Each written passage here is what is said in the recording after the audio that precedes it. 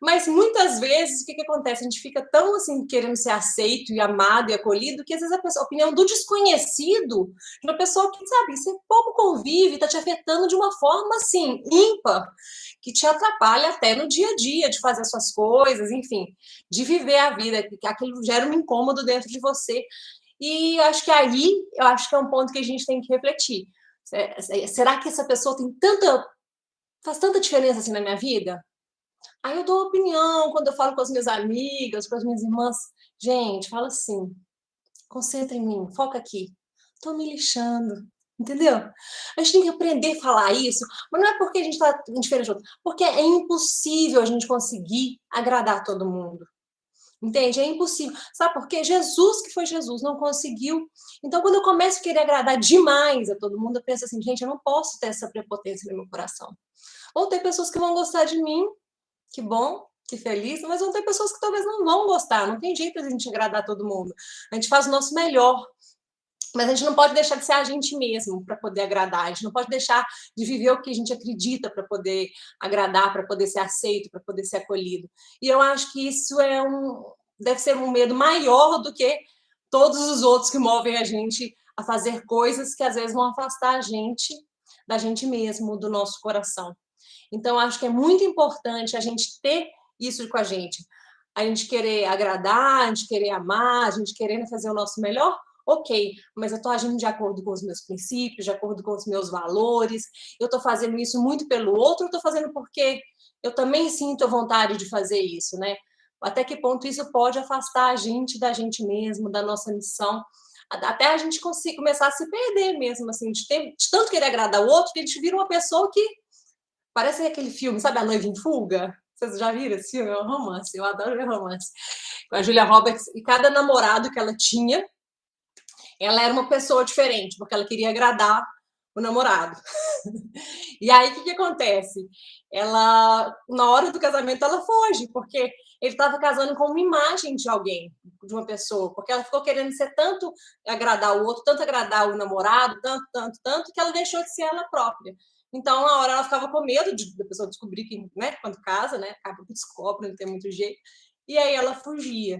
Então, é um filme super legal e dá pra gente refletir. Claro que tem parte toda de Hollywood, de romance e tal. Enfim, mas eu acho que é importante a gente pensar sobre isso, né? Definir dentro do nosso coração quem que é esse outro e às vezes até o outro que a gente importa mesmo, assim. Pode ser uma mãe, pode ser um marido e tudo mais, mas não pode ser a opinião do outro, mesmo sendo um outro que é importante para a gente, que quer o nosso bem, porque esse outro pode estar equivocado, você entende?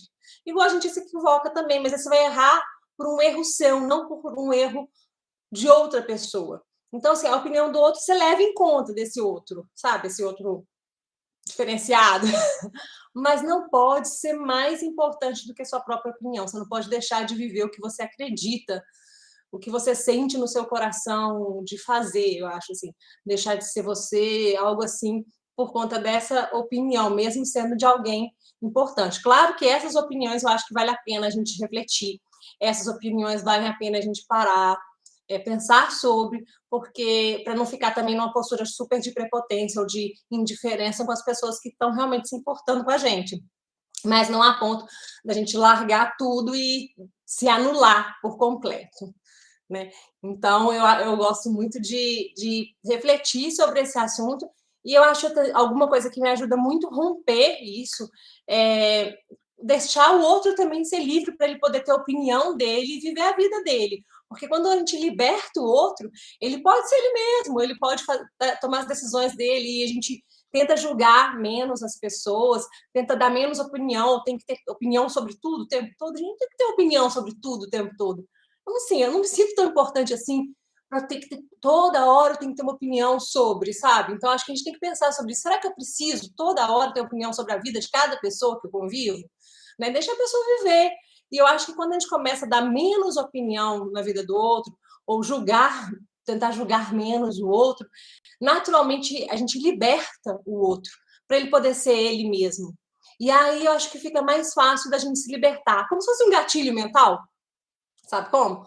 Quando você consegue fazer isso com o outro, parece que automaticamente a gente começa a fazer isso com a gente mesmo.